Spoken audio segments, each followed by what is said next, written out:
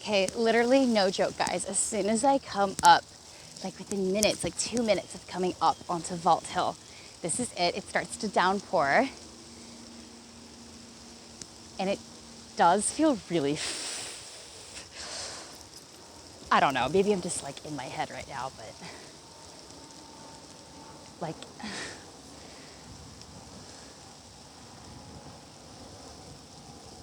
look at this. This is it. I'm standing on the burial plot of like where it says Vault Hill, where they had family. I don't see like any tombstones.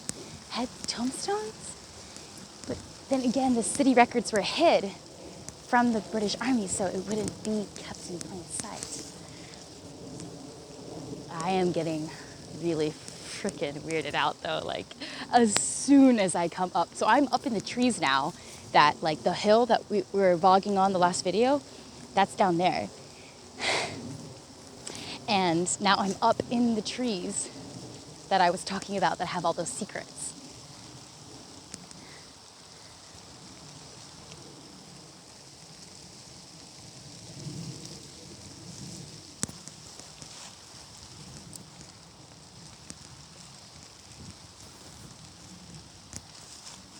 I'm not gonna do the whole, if anyone is here, please make yourself known, because I'm not purposely looking for extra trouble. I already attract as much trouble as the next, but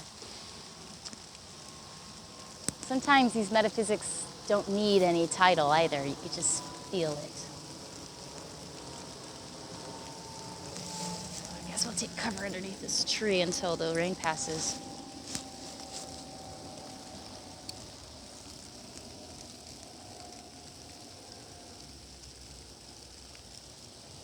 Wow, I feel like I'm in Oregon because the rain smells so good with all the trees and the dirt, and I haven't smelled this fresh of air in so long. I didn't realize how bad the city is for your mental health, dude. Jesus, fuck.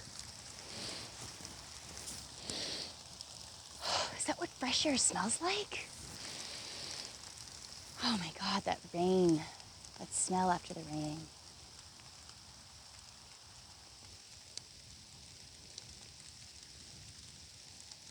I'm trying to protect my phone, but also still get video coverage for you guys.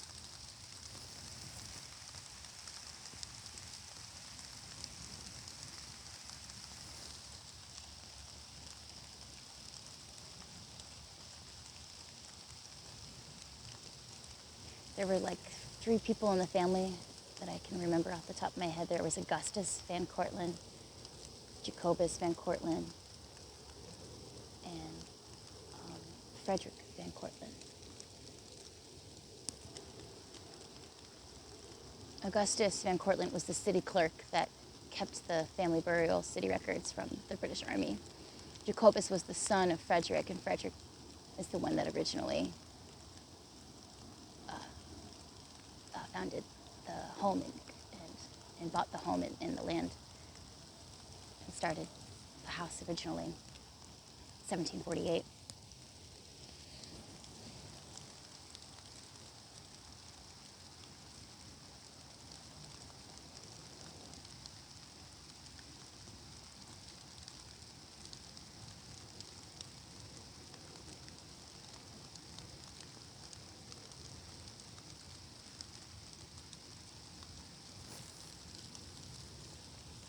I love getting stuck out in the rain. It's my favorite. That's that Oregon girl shit, though. Look at this tree. I'm just like hanging out underneath this tree. Feeling the rain. Feeling the presence of culture and tradition before me. So nice to get out of the city. My God. Well, I'm glad I got those sketches in of the geese before it started raining. I was sketching some geese that were hanging out by the river. There's some lake in this park. There's a, like, you know how the lakes are in Central Park? It's like that, but here.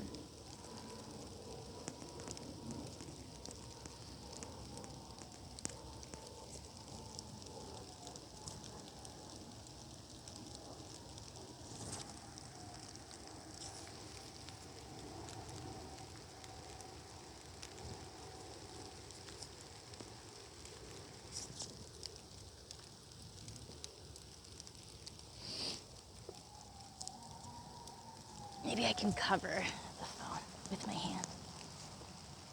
Get a videotape for you guys. Look at this.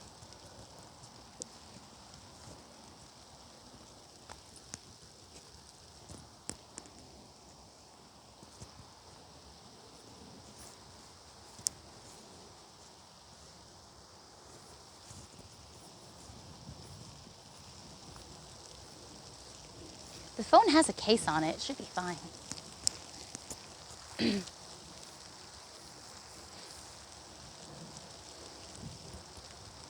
Wow. This is Vault Hill Overlook. Crazy shit, yo. This is, look how gorgeous this is.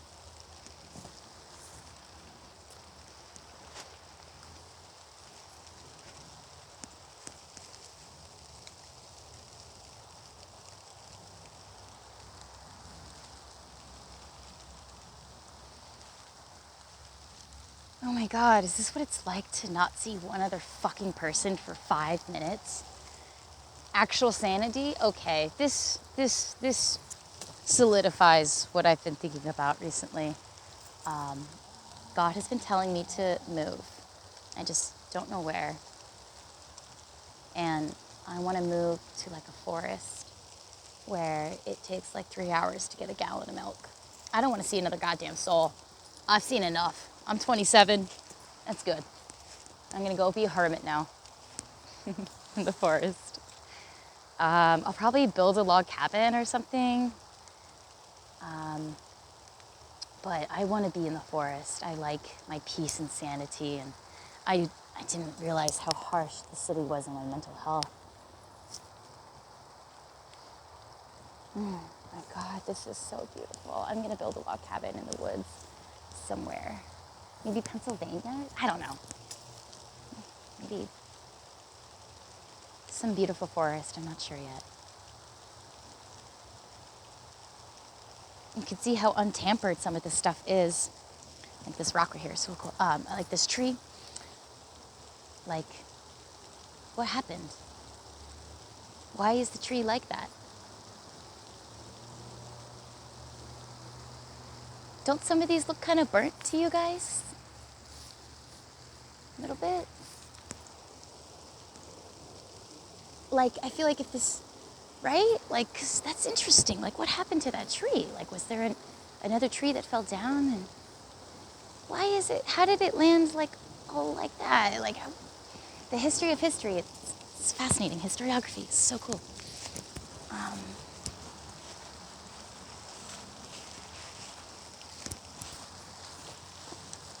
I didn't realize how much sanity I could gain if I just came up into the hills like I did in Portland.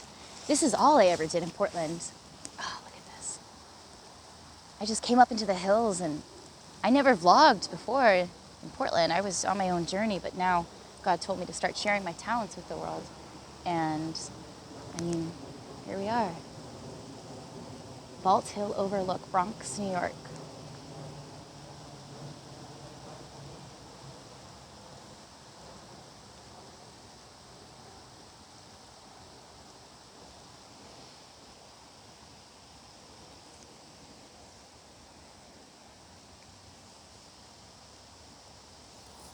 Can you see everything?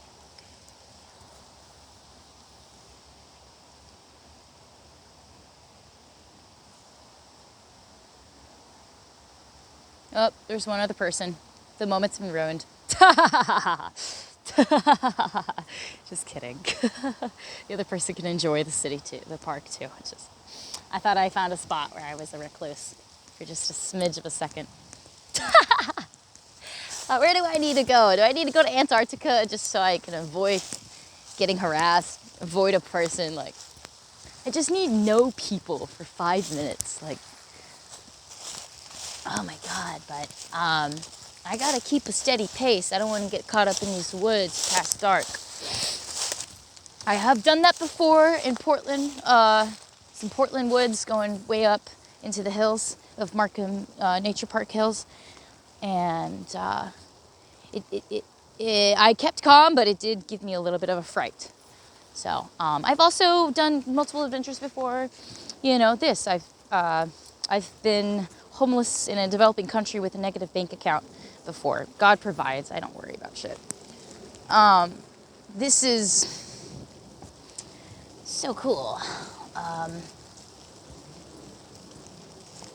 was just thinking to myself, I think it's around 2 or 3, so I got another hour or so where I can get the burial plot of Chief Abraham Ninham and go and visit that. But man, look at this rock. Look at this rock up there. Like, let's go check this out. I'm trying to find no fucking people, guys. I just want to be left alone. I just get bothered so much. I just want to get left alone, which is why it was really hard for me to get back into the gym, because people just stare at me. And other people that hang out with me comment on it too. So it's not just me. My roommate says, oh, it's just in your head. No, I can feel others' thoughts and feelings if you're within 6 feet of me. I am hypersensitive. So we're just gonna go. How do you get? Yeah, there we go. Just capturing the adventure. Look at this big rock. So cool, yeah? Don't let anyone tell you what you guys know to be true in your heart. Don't internalize people's shit. People say shit because they're fucked up. You know what's going on. Just when in doubt, pray.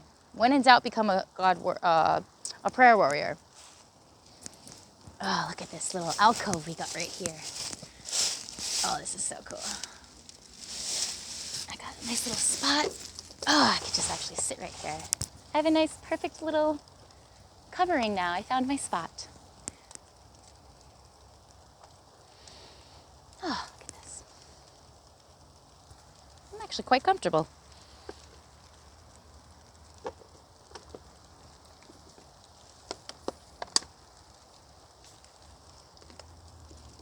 Stay hydrated. Oh man, this is so nice.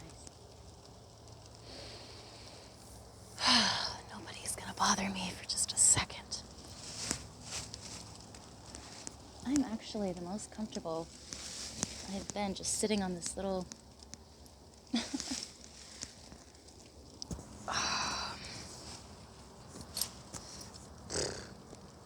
This is nice. I found my spot. Finally found my spot. It took about 3 hours. This is so nice.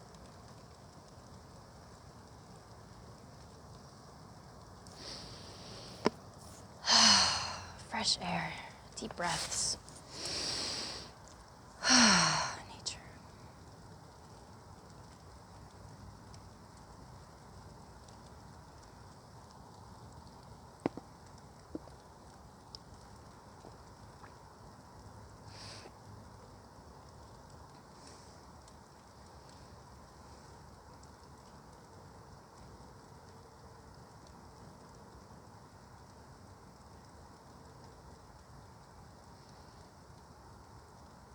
I haven't felt this relaxed since like ever. Since this just feels like home. This is what I used to do in Portland. Just go up into the hills for a run and get lost in the whispers of the trees. These trees.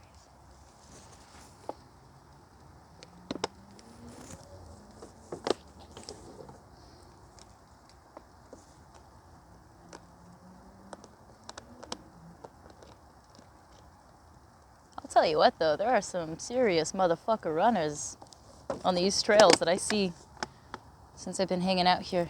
Like really, you could tell they just run in this park. Like, cool to see people super fit. It's cool to see people running and stuff. Like, that just feels like home. I didn't realize I could come. This is my backyard. I'm living in the Bronx right now. This is my backyard. Like, it takes an hour to get to my backyard by foot, but whatever. This is... Shakespeare said, "The world is our stage." Right? Just like sitting in the leaves right now. Just like sitting, like, chilling. This is so nice.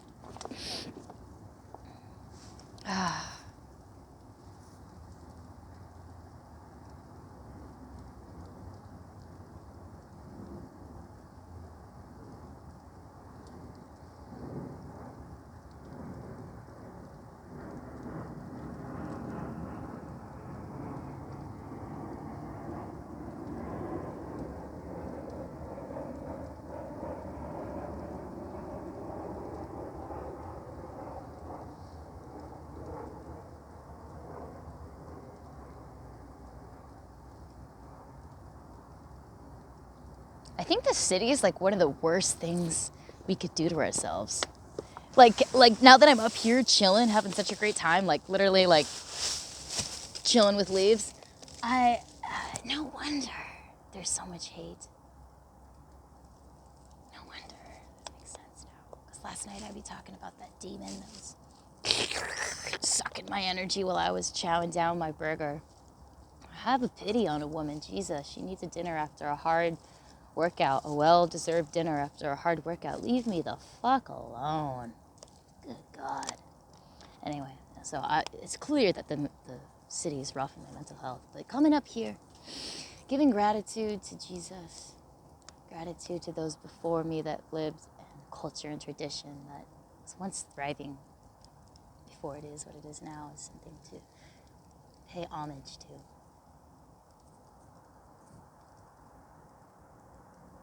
Or just make a golf course out of it. Just like, it's so disgusting to me that, I mean, some people are happy at casinos too. Shit, like, it's a matter of perspective. Who are you asking? Who won or who lost? Who wrote the history? It depends on the perspective of that person. Oh, we got some other people down there hiking. I guess I'm gonna have to go to Antarctica to not see another face for like 45 minutes. I just want to go somewhere where I'm in the forest, and it's in the middle of nowhere, but I'm safe, and it's like my cabin, and nobody bothers me. I think I'm going to be like a Henry David Thoreau, like female version, like later on in life. Because I'm so hypersensitive that I pick up thoughts in the subway, I pick up feelings, I know what's going on, but I still stay focused on my art or my comedy. I always write or do art on the subway. If I don't, it's a game of catching eye contact and people coming up and bothering you. It's called accosting. I'm thinking to myself, I'm gonna make my first shirt for my Glam by Cam fashion line, and say something funny about like, what you staring at, you haven't seen, and then like, what you staring at on the front, and then on the back it says, you haven't even seen my ass yet. What you staring at, or something funny, like pointing it out, like, so I can preempt the attention that I get in public. That I gotta get used to it because I'm a chosen one, and that's what it's all about, is people noticing you, because your energy and light, it's within you, and they couldn't even try to have your energy for a day if they even tried. Everyone can pray and be a child of God. Everyone can ask the Holy Spirit to come into their life, but it's my devotion and conviction that people feel when I'm around that either scares them or it draws them to me. But they can see that I have a conviction that's bigger than life.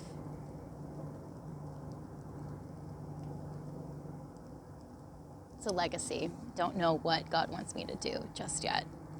I'm close. I'm very close to figuring out the path.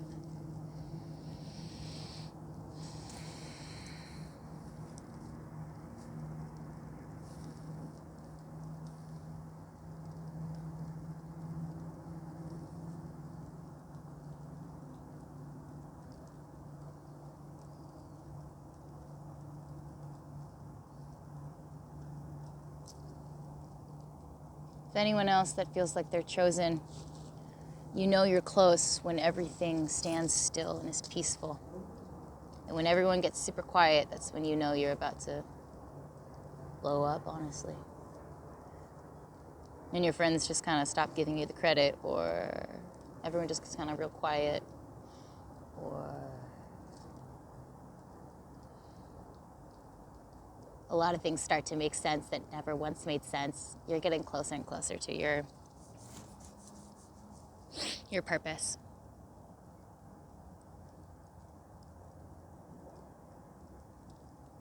I feel so at zen and at peace. This is the first time that I've just been alone in my thoughts. Can I pay rent here? Is it cool, Rob? Can you be the landlord? I'll just throw you $500 a week or something like that. Whatever New York real estate is. Vault Hill, Overlook. And this can be my new home. Shit, dude. Because just being in my own thoughts is healing for me. And in Portland and in Oregon, I lived by myself, and so I was used to never, like, I wouldn't leave the house for a whole week, and I would collect my energy. I do, like, the stuff once a week, like the stuff I need to do, like grocery shop once a week. I would just be very intentional about going out, because I know that in my hometown, too, before I left, there was a lot of hate from people in my hometown who knew who I was, knew where I was going, and resented me for it. That's back to that concept we were discussing yesterday in the video about Friedrich Nietzsche's concept called resentiment. That's the built-up rage that one feels over time when they haven't validified or, actualize. That's the word. That resentiment is the topic that's a universal feeling that we all feel at one point or the other in life. Some people just choose to do something about it, right? You make a plan to actualize your reality, to actualize your goals and dreams that you see in your head. Some people do something about it and make those dreams in their head come to life. Come to life. The people that are described as fulfilling the concept of resentiment, those are the people that keep the rage, that keep the yin and the yang. Every person, even if they're full of hate and evil, that person's still fulfilling their purpose at that time. We choose, folks. We choose. Life happens to us, but then our life of what we make it is because that's, I chose to respond this way. This happened to me. What is that saying? Life is 90% what happens. What is that saying? Life is 10% what happens to you, and 90% how you respond to it. Okay? You can either have that resentiment in your heart, in your body, which is going to manifest into physical pain, chronic pain, fatigue, depression, mental health issues. It's